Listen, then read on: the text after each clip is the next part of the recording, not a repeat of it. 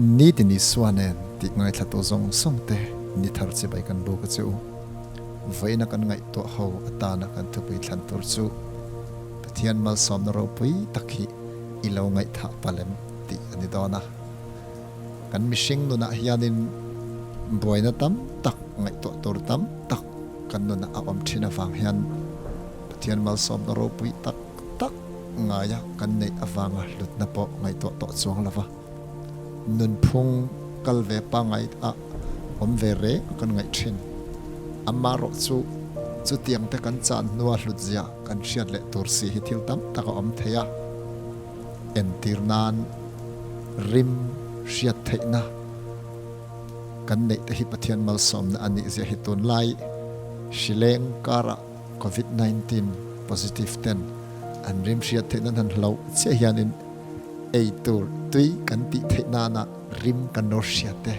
thil tui le tui lo kan hriat theina te hi malsawmna ni zia hi tam takin an hretsuaka o Pathian malsawmna kha ngatinge hlutna kan lo hriat thin lo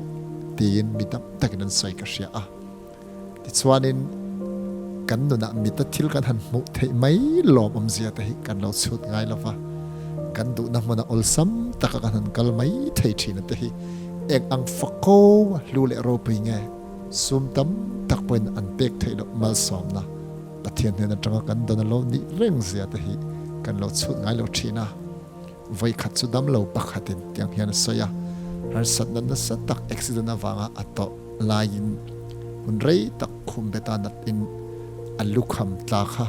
han char mai tumin ngai tu mi lavin han char tum kha alo che thei mi lava alo ban thei mi lava o ngai tu mi lava chwat lai til thla kan char mai thin te hi Pathian malsawmna van ni tak em tin angai tu chuaka chu tiang de lek chon kan no na hianin sum min na lei thei lo kan fel le kan phu wanga kan dan ni lo Pathian hian min tek tam tak oma henga hen lom thu sei chungin malsawmna min petu Pathian ta na trangkaya lim taka kan nan hi mang chuak tur kan van ni te lem ti hi vaina hian kan zir lai ni sela he in ni man me ka hianin lim takin lalpa in athlawna thilati sak chengai to a lom chungin he di hilo mangla inuna achelai tam tak ingai to thin ain Pathian ka shwaina che lom om zia ngai to khanin inni mang torin tu sakna kan plana che lalpan malsawm chewro se